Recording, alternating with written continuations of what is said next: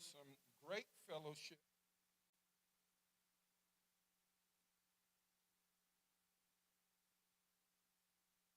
We'll have Vespers, and then we'll have our last session. I think I got that in the right order, but if I didn't, pretend I did and fix it in your minds. All right, so up next, Katie, inspire us with a culture of excellence.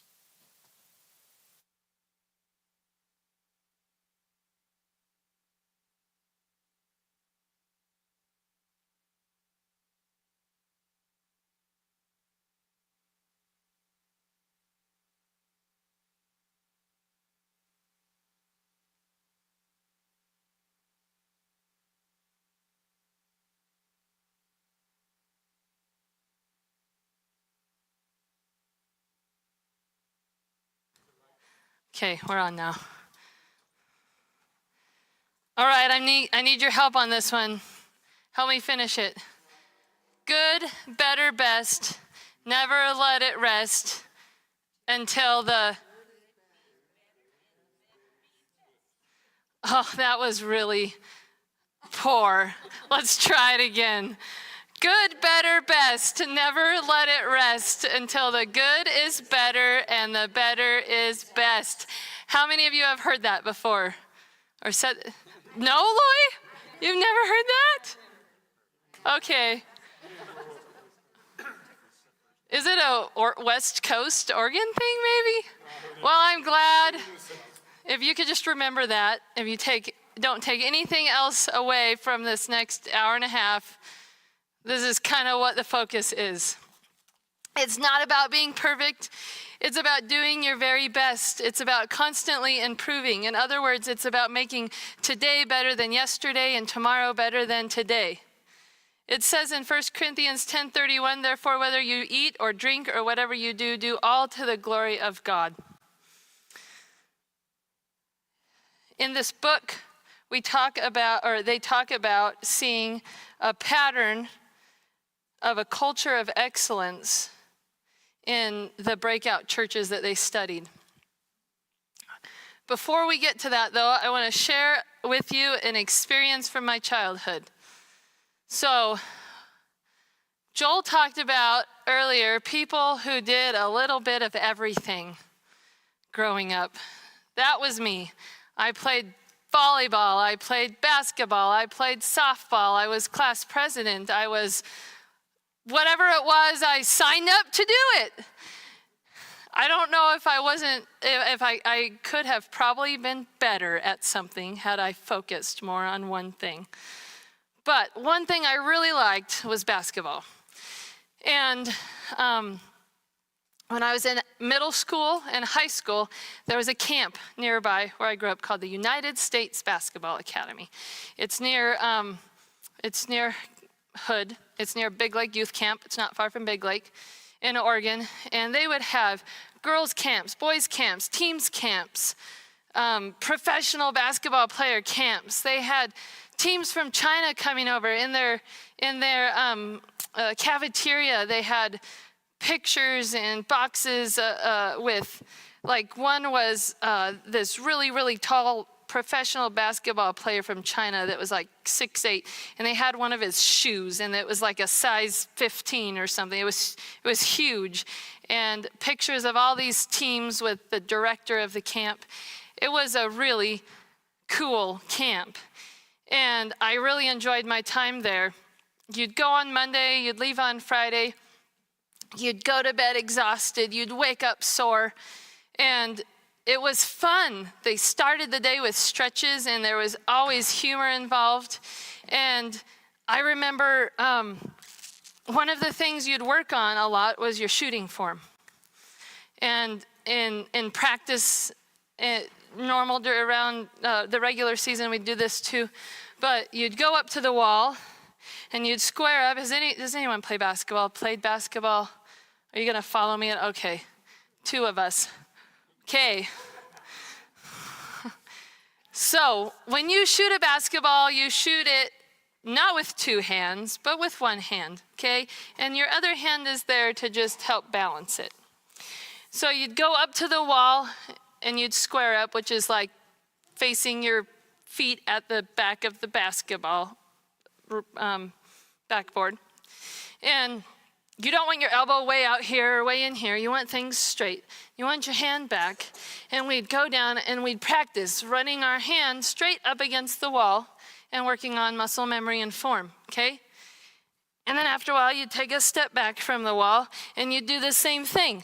And you'd do it over and over and over and over. And then after a while, you'd get your ball.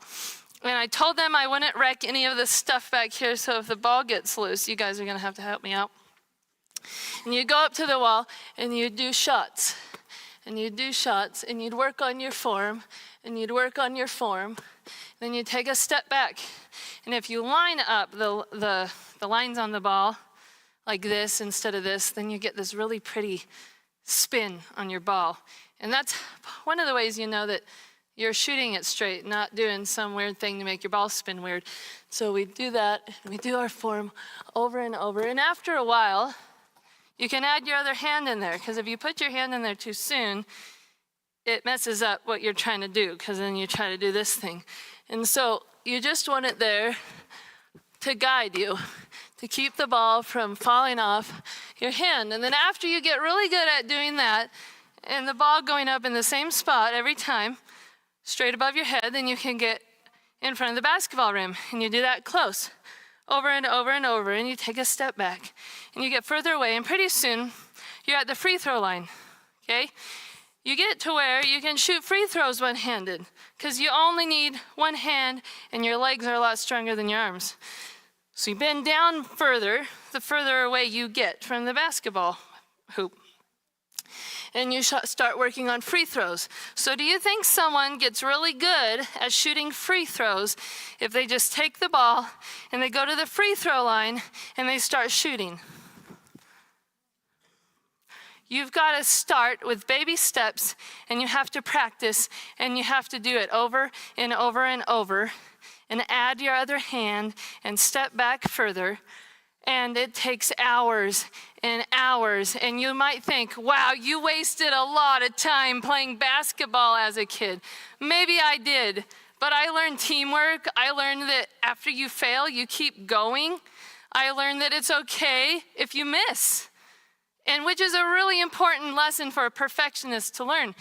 And I learned a lot of things playing basketball. I also learned after going to this basketball camp what it looks like for there to be a culture of excellence. When I thought about my own personal experiences going through this chapter, Culture of Excellence in the Breakout Churches, I thought of that camp.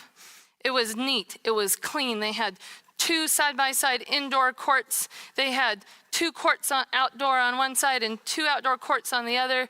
And part of your rotation was you got some time to swim in the pool. They had top-notch coaches.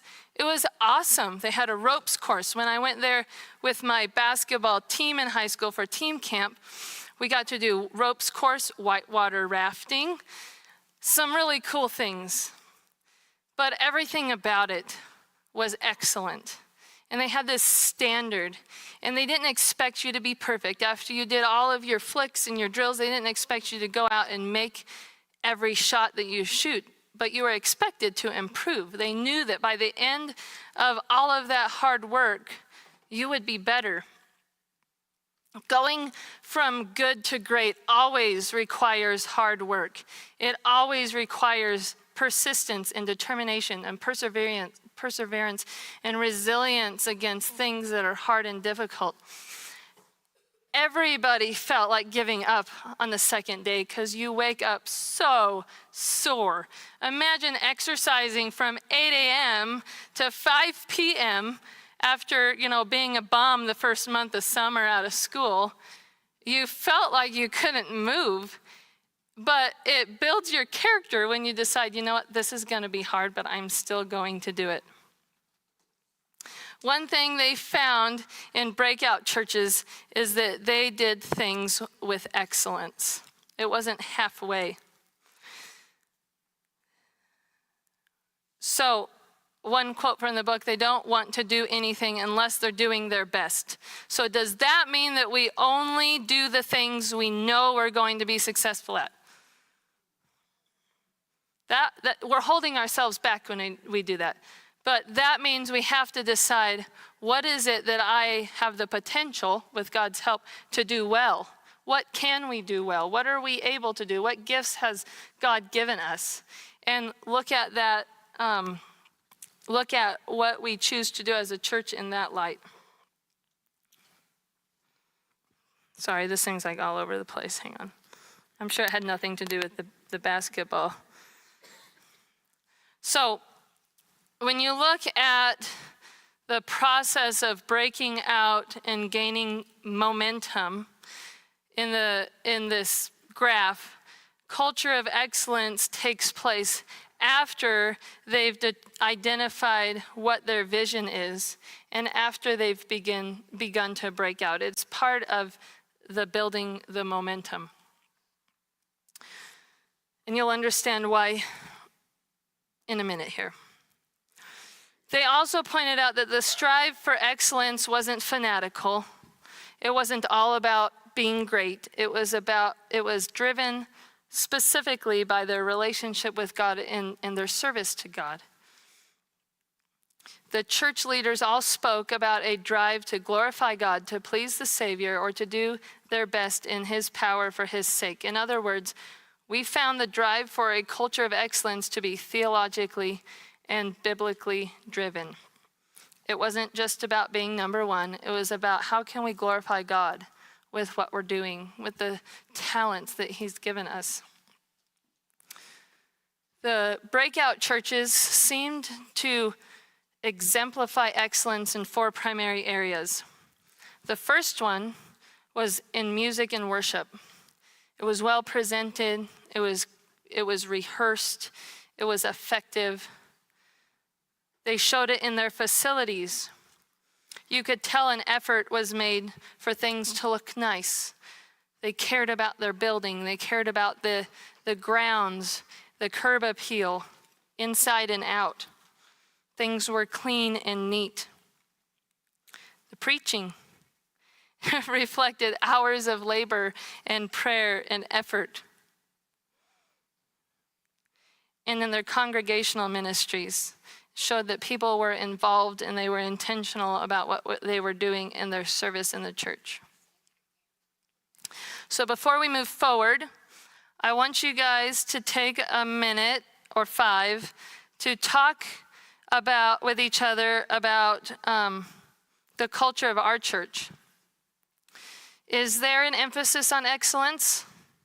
And I want you to look at these 4 areas, and I want you to rate them.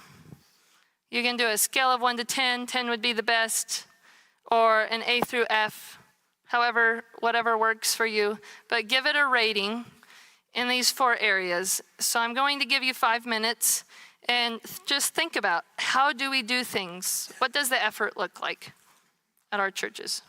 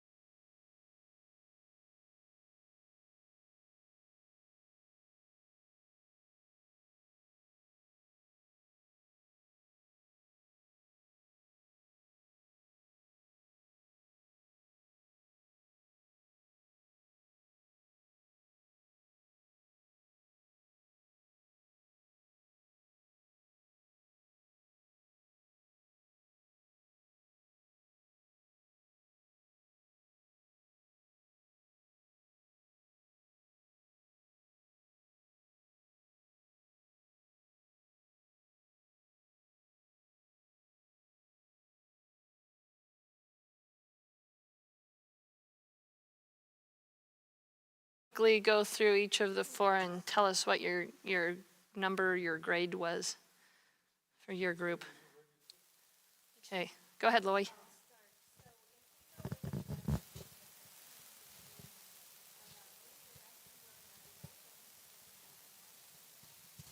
Okay, doing your best and growing every day, then a 10 on every area.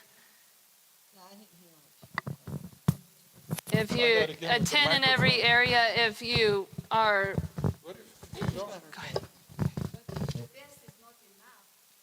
Let's hear what you said, because we didn't. Well, we went with the definition that excellence is about doing your best and growing every day. And so we feel that everyone who's involved in those areas is doing their best and growing every day. Okay, I guess we didn't answer that first question. Pardon? You want to hear our ratings then? Okay. So we rated our music and worship as a B, the facilities as a C, preaching with an A, and congregational ministry B+. Thank you. Over here. Make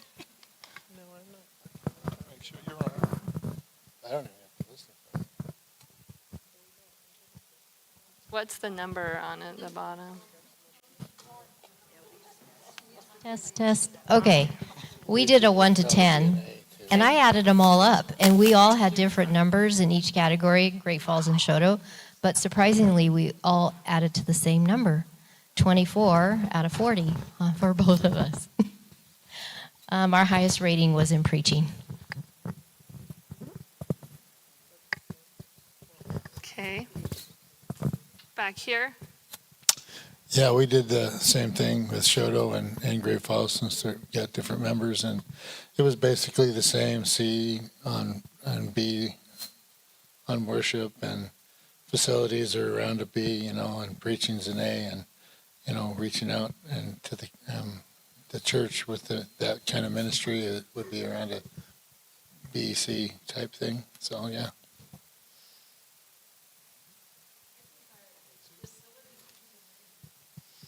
Well, we should as soon as we finish doing stuff outside, right? It is good. It's just our facility. We have a lot of issues with, like bathrooms. You got to go downstairs to go to the bathroom, things like that. I mean, there's little things out there, but in Choteau, it's getting better, and we're going to progress and get better at everything. So, just like Great Falls. Thank you for sharing and being willing to face the brutal facts of how we feel about what we're doing and what our facilities look like and how our preaching is from week to week. Sorry. I like giving Joel a hard time. And he can take it, so it's okay. All right. One of the correlations they found with developing a culture of excellence in your church is finding where there is a crossover between that VIP factor and what you're doing. So it says in their book, the breakout churches were not churches of excellence in every conceivable area. They chose the areas in which they could be excellent and did not attempt to do everything else. Quite often, the area in which the focus of excellence was most obvious was the vision intersection profile. So we're going to revisit that graph here for a second. Except for I did something. Oh dear. Okay.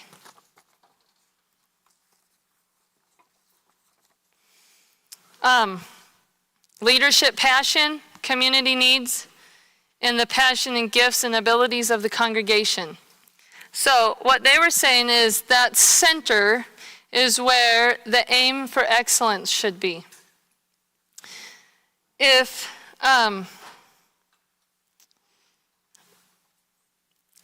when I was in nursing school in Portland, they started a free dental clinic in Vancouver, Washington at the Meadowglade Adventist Church. I think it was in the old elementary school building, if I recall correctly, right by their church. They had donations collected for, donations collected for, which way does it go? This is taped, so I don't think I'm the first person that's done this. Let me make sure we're good. Phew.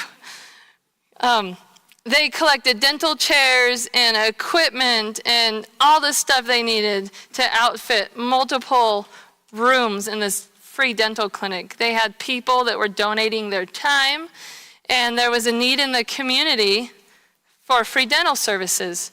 A lot of people who had that need and couldn't afford it. It's an amazing ministry. But does that ministry fit our churches? We might have the need in the community, and maybe some of us are even passionate about that concept. But tell me, is there a dentist in the house at either church? Is there anybody that might know anything about that or where to even get started? Lindsay, right? She's on maternity leave, though. We can't bother her right now. So while we might be passionate about that and maybe there's a need in the community, how would we fulfill that with our current skill set and abilities in our churches? If we were to focus on that, it would take a huge amount of energy and effort for us to do that and do it well, as opposed to something that fell in the center of that we already had the gifts and abilities to do. Does that make sense? I'm going to share with you something maybe some of you have heard before.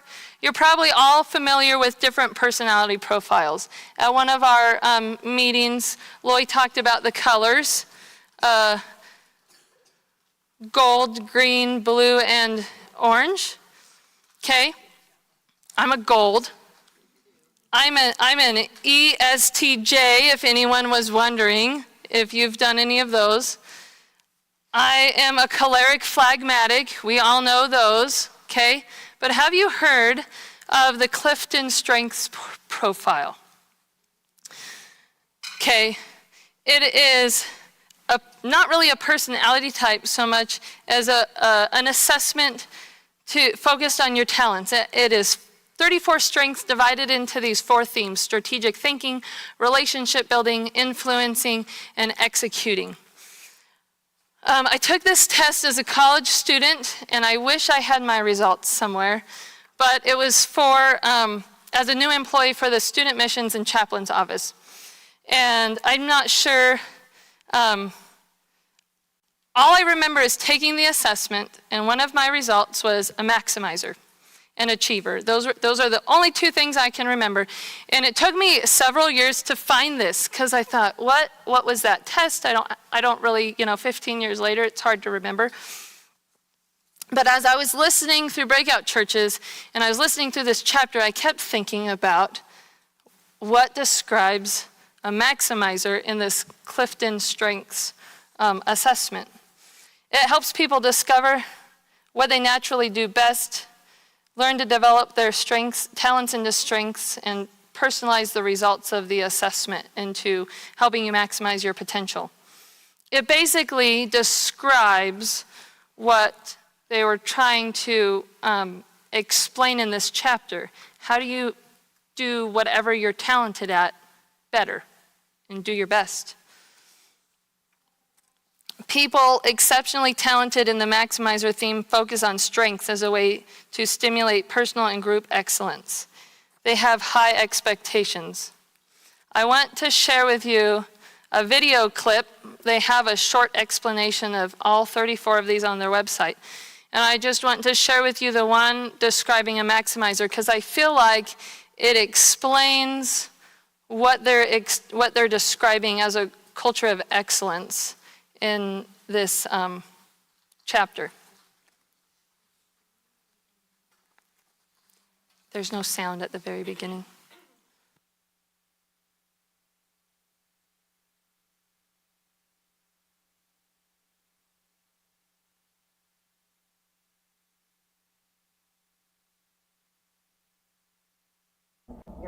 maximizer can take something and challenge everyone to lean farther into it to really make it excellent. The idea of strengths, of focusing on what you already do well and challenging yourself to do it better, aligns pretty closely with maximizer. If you have a maximizer, turn that talent on yourself. Make sure that your goals that are important to you are really living out the very best of your strengths. Use that talent to sort toward where you invest your time and how you invest it. You will feel like you can thrive and find real satisfaction if you know that you are developing your own strength at something that's already working well, really giving that extra coat of polish to drive toward excellence.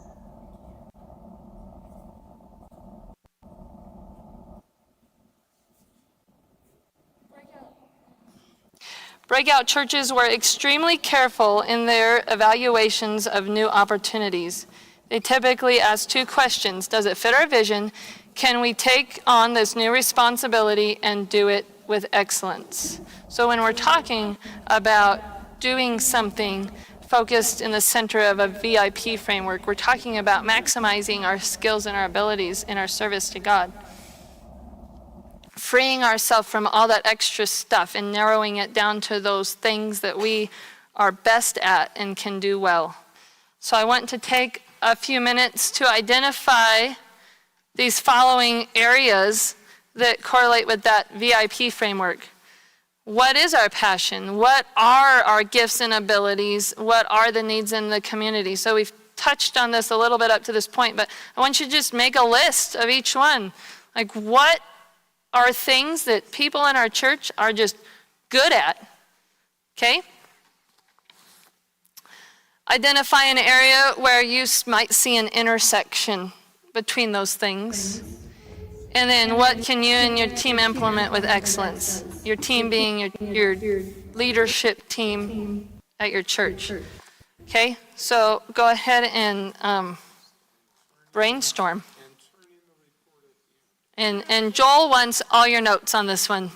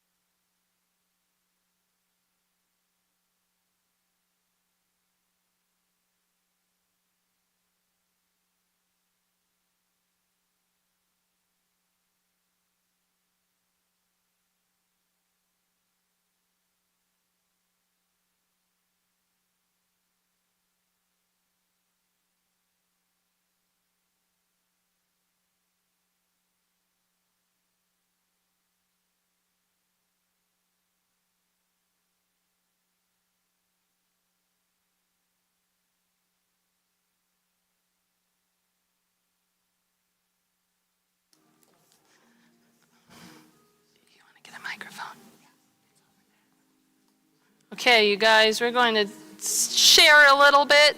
I'm sorry if you didn't have time to finish. This is something we could brainstorm for a really long time. Jennifer's group over here, can you just kind of list out your guys's, the 3 areas? And if you saw a pattern in any of them where you saw kind of an intersection taking place?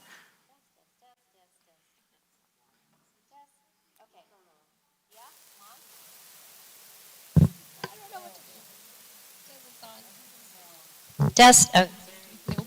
You're Okay. on. Well, we just went back to our mission for the church is our passion, and that's making disciples for Jesus. Our church's gifts, Choteau youth, children, kind of a combination of both, generosity, friendliness, good cooks, teachers, organization, and community needs. I was surprised what we came up with because I could only think of, at first, our school, having a Christian school, but other possibilities were addiction help, housing, Air Force Base, home-cooked meals, and residents at the nursing homes, skilled nursing facilities, are lonely. They could use some interaction.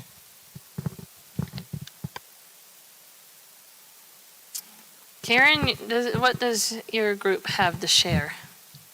Oh, I wish you wouldn't ask me. Because I don't see where we're connecting so much.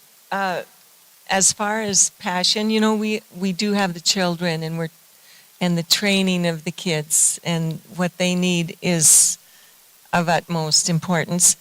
We have lots of gifts, scheduling, social event planners, greeters, music, people who are talented in that area, teachers, and the cleaners.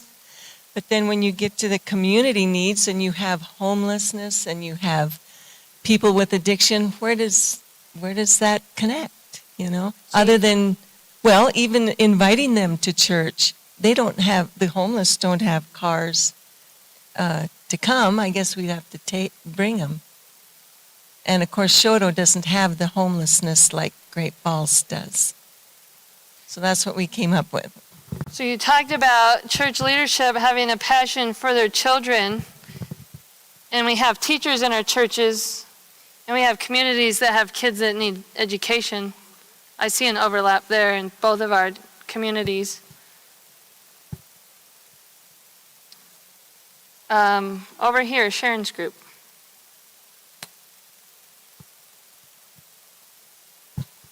We really don't have anything more to add besides what these two did. Okay. Similar lists. Anything different in the bag? With just the passions? Or with all of them? My passions, of course, are the kids, which is the same, yeah. But reaching the communities is that other same big thing, too. Yeah. Did you guys notice any specific intersection in those 3 areas where you feel like you could meet a need effectively? I think the biggest thing in Choteau for sure is the time management. I mean, having the time and the ability to go out and reach the world, you know, go out in the communities and make disciples for Christ. I think in Choteau we have that. It's hard to have that time because of the work that we do there. So, yeah. But I'm not sure what 3 we could say in there. I think we have the ability to do those things, go out into the community and to reach people in the community, do things for the community. We have the ability with our schools to bring more people into the knowledge and understanding of Christ's love as we understand it. And we also have the ability to, with all the things that we can do, I mean, people, they know all kinds of things, their abilities. We have people that can do AV stuff. We have people that know about rocks. We know people that know about birds and all this these things. We have all those things that we can do, have quilting class, whatever. We could do a lot of great things in that realm of those three intersecting.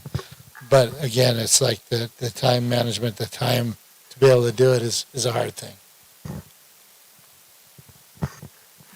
When we were in Bozeman, they had a free clinic come in, one of those big ones that was at the fairgrounds. Were you there? It was a blur. I don't really remember. I just remember Coulter and Ellico were really young. I hadn't been working as a nurse for several years. Everything was rusty, and they asked me to be in charge of the whole intake part of the program, where you're screening everyone and checking their blood sugar. I'm like, I haven't checked a blood sugar in 4 years. I don't remember how to do this, which it was fine. It was fine. But there were a lot of people that came in, not just in the Bozeman area, but in the whole state to make that happen. It was awesome. We had, I don't remember how many dentists. It was medical, dental, and vision. People from all over. And therapy. People got glasses after their eyes were checked later. It was really a cool thing to be a part of. Sometimes we think too small, and we think, what can just the people here do, or our little church? But there are times where we have a need in our community, and we can outsource to our friends in Great Falls or other churches in the state, and we can do big things to meet those needs. So I just encourage you to think beyond the walls of our church once in a while, and we can do really cool things together too. The next thing we're going to discuss here is called the freedom expectation paradox. Now, you can relate this somewhat to different parenting styles. I feel like that's the best correlation.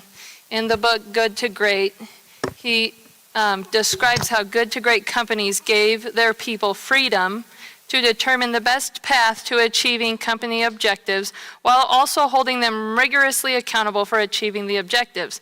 People within the good to great companies had freedom, but freedom within the constraints of the framework. One church layperson where they did their, I'm losing my words, research described it like this: the boundaries are making sure we are within the church's vision and that we do everything with excellence. So the freedom applies to the ideas and the implementation. The boundaries are, this is our vision and what we're wanting to accomplish, and we want it to be done well. Okay? The rest of it was freedom to do something that meets that vision and can be done well. So they put all of the churches in 4 different quadrants. The quadrant 1 churches were high expectation, low freedom. In other words, you had a perfectionistic, micromanaging leader. There was no joy, there was little growth. They wanted you to do what they're telling you to do and do it well. 7 of their comparison churches fell into that quadrant. The quadrant 3 was low expectation, low freedom. 25 of the comparison churches fell into that category. So that was a majority of the churches. They filled positions because those were positions that needed filled. They put names in those blanks. But then whenever someone wanted to try something new or different, it got stifled. So they didn't have very many expectations. They were just filling positions with warm bodies, but they also didn't have very high expectations for those people. Quadrant 4 was low expectation, high freedom. So in other words, there's no vision, there's no unity, it's utter chaos. It was competitive for funding for the different ministries. It was more, I'm working on my thing, you're working on your thing, and we're competing rather than working together.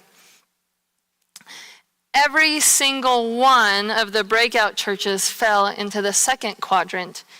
whereas none of the comparison churches did. That was high expectation, high freedom. So they said they were led by leaders that were humble, yet they strove for excellence.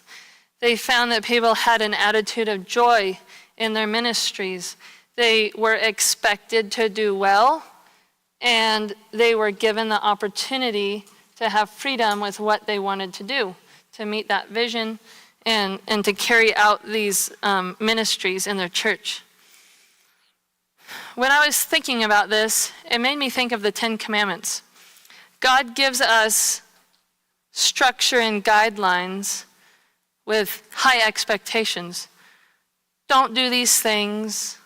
Do these things. It's going to help you have more joy, less chaos, and as a result, he gives us a huge amount of freedom to mess up all the time when it comes with, along with all these things, and still gives us grace. But the point is, he has given us high expectations and high freedom. I feel like that is a way that if you see churches who are effective and successful in their ministries in this quadrant, and we have a God that has kind of somewhat operated in the same way, there must be something to that, right? The breakout churches did not have autocratic leaders. Instead, they had autocratic cultures. In other words, it is the culture of excellence that demands much of those who minister in the churches. So, it's saying that it wasn't just having a leader that has these high expectations. It was this culture. Like I was talking about with my basketball camp, it wasn't like just the director had these high expectations. It was just how they ran. It was how they operated. The right culture requires the right people, not the right person, not the right pastor. No offense, that's important, but that's not what it's all about. It's plural, right? And this was instrumental in creating this culture of excellence at their churches. The environment of excellence began when the leadership got the right people, laity, and staff in the right place. So they talked about the chicken or the egg conundrum. And they found out that it really was important to have the right people in place in leadership, members in charge of ministries that were passionate and gifted in that area to create that culture of excellence. The right people create the environment, which attracts more of the right people, which creates an even more excellent culture, and so on. So it was like a cycle that feeds on itself. And I forgot I had these all on here. So I want you to think about which quadrant you would put our churches in. What happens when we allow church members to work with a high level of freedom within these boundaries of a high expectation environment? So if you want, I will put those quadrants back up so you can look at them. But we're just going to take 5 minutes and think about what is it like in our church? Is it micromanagement? Is it chaotic? Is it apathetic? Is it high expectation? I can do what I want within this boundary. So go ahead and talk about that within your groups.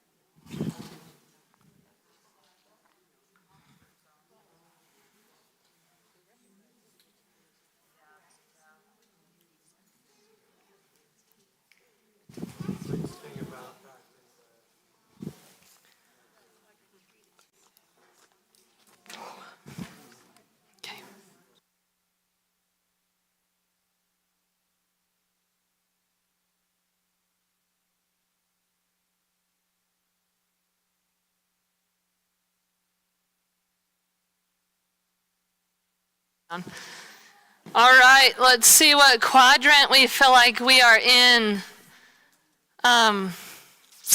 Jonathan's got the mic, and our group in the back is going to grace us with some words from group discussion time, finally. Sure. Oh, that's loud. Sorry. So these lovely individuals gave us their assessment of the Great Falls and Choteau Church, and they felt like they were in quadrant 2. Okay. High expectation with high freedom. Jim and I were discussing other churches we've been a part of that fall into all sorts of different quadrants at different times and seasons too. But they felt like, again, while there's room for growth, that the direction of the Choteau and Great Falls churches has been into that high expectation, high freedom. Next round table up. If you guys want to share. Do you have a microphone? Or just... All right, where did we say? I don't think we decided, but I think we're at high expectation, and I think it's high expectation on the members themselves to do what they're called to do, but the ability to do it is kind of hard. I mean, it's just hard to do. So, kind of no freedom or whatever. It's just a way of you can't. The freedom is hard to do with it because so I don't know. I guess it's because I can't see them. Which one is? Well, do you feel like there's high freedom or low freedom? It was kind of like low freedom, I think. Low freedom, high expectation or low expectation? It'd be high expectation with. So that would be up here in this quadrant. Quadrant 1. That's my thing. Okay.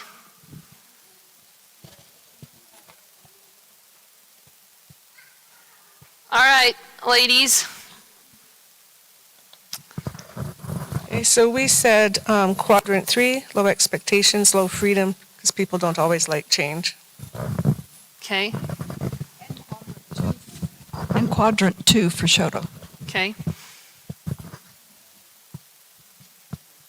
Do you want to ask your question first? Yes, my question refers to low freedom, high freedom. What exactly, how do you differentiate? What So say you're in charge of adult Sabbath school, and you maybe want to teach the lesson out of something other than the quarterly, but you're not allowed to because you're told you're teaching and you're only going to use the adult quarterly.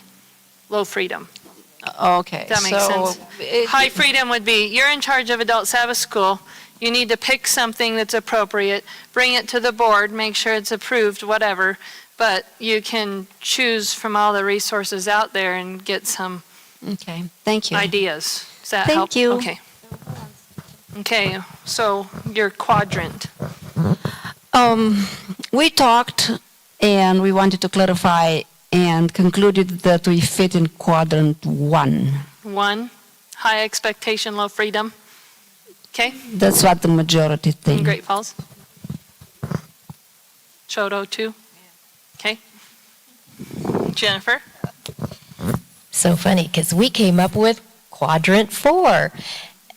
Low expectations, not from our pastor, but maybe from each ministry council, and then high freedom. Yeah. I think Joel has great high expectations for us.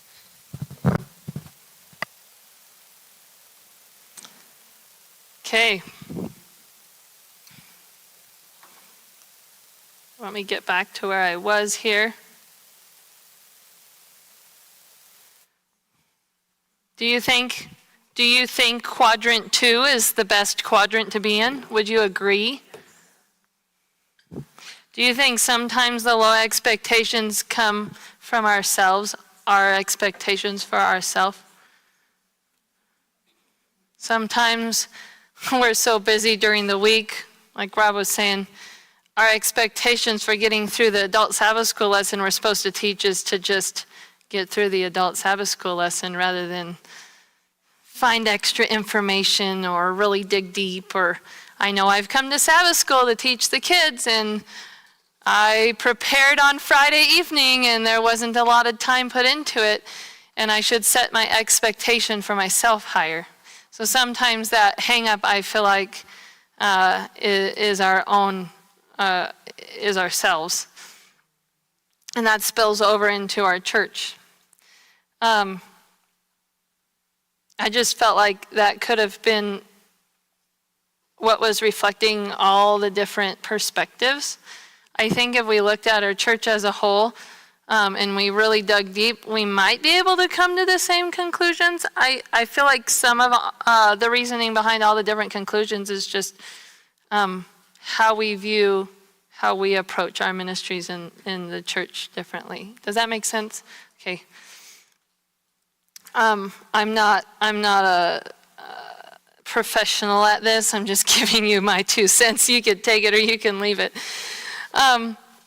They talked about ministry involvement, and I thought this was really interesting. At one of the churches, they talked about having a 1-hour hero, a person who ministers at least 1 hour every week. Some clean, some wash windows, participate in small groups, evangelism ministries.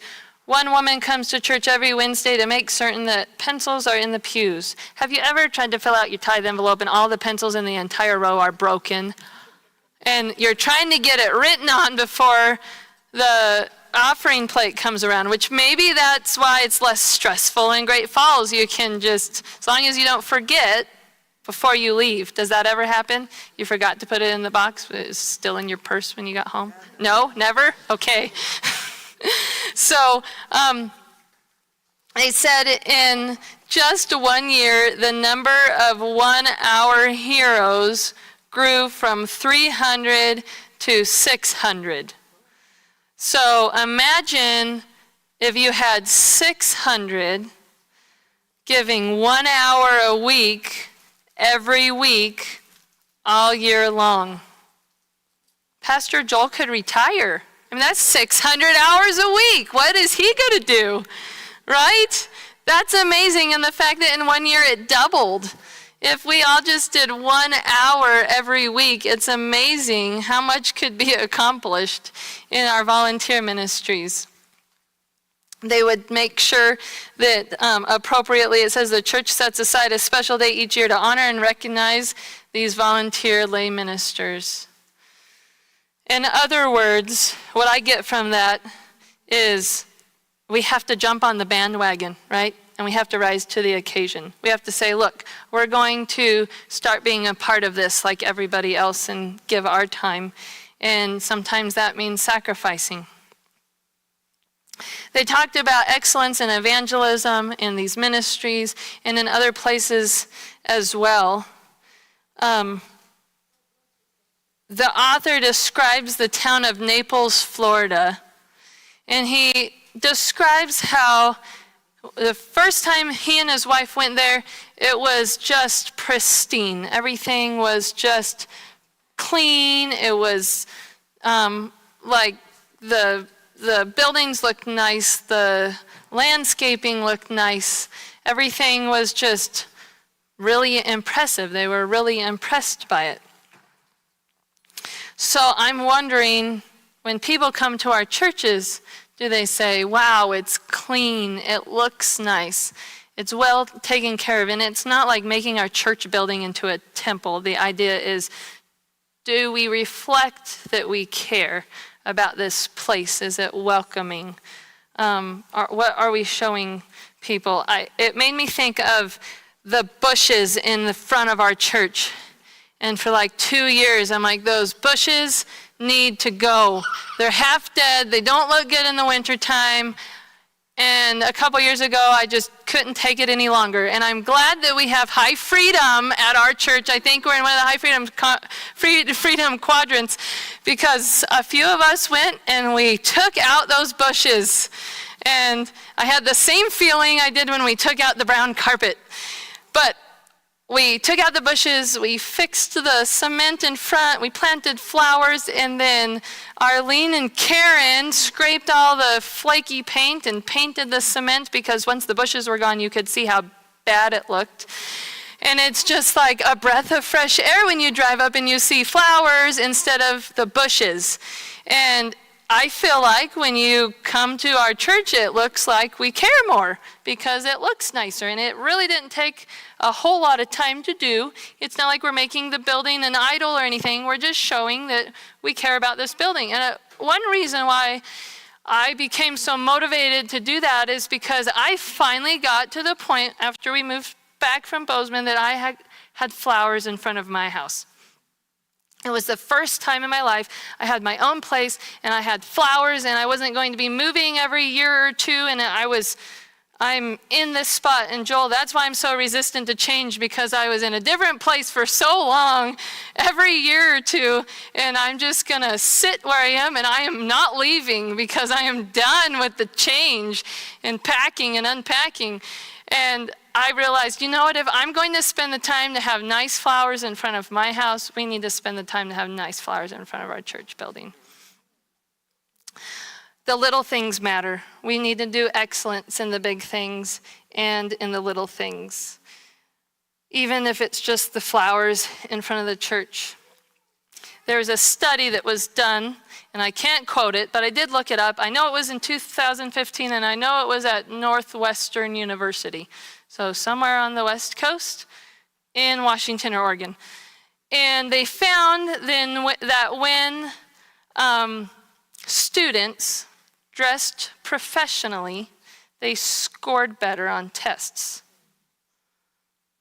So I feel like when we make things look nice, we have more confidence and we feel better and we do better. And I remember them telling us in high school when it was time to do our SATs, don't come to school in sweats. And that was the era where people started coming to school in their pajama pants and sweatpants, and they're like, no more pajama pants. And the way I was raised, you didn't leave the house in pajama pants, and you certainly didn't leave the house or go to town in sweatpants. So I understood, but they said, you'll do better on your test. And I realized later, you know, there's these studies coming out. We do better when we are putting forth that effort, when we're so Joel, you need to wear the suit when you preach, because maybe it'll be even better next time. I know how much you love wearing the suit.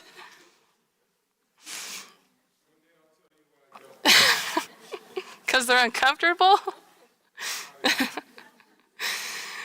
So it's even the little things. It's even just in how we dress. June.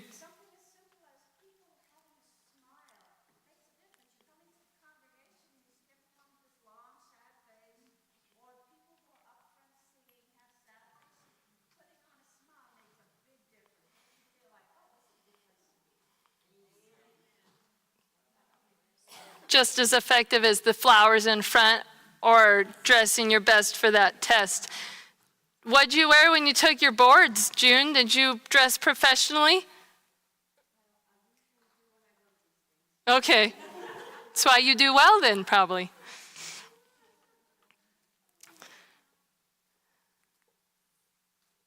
So I just want you to think about, does it look like we care? When we come to church, do we have a smile?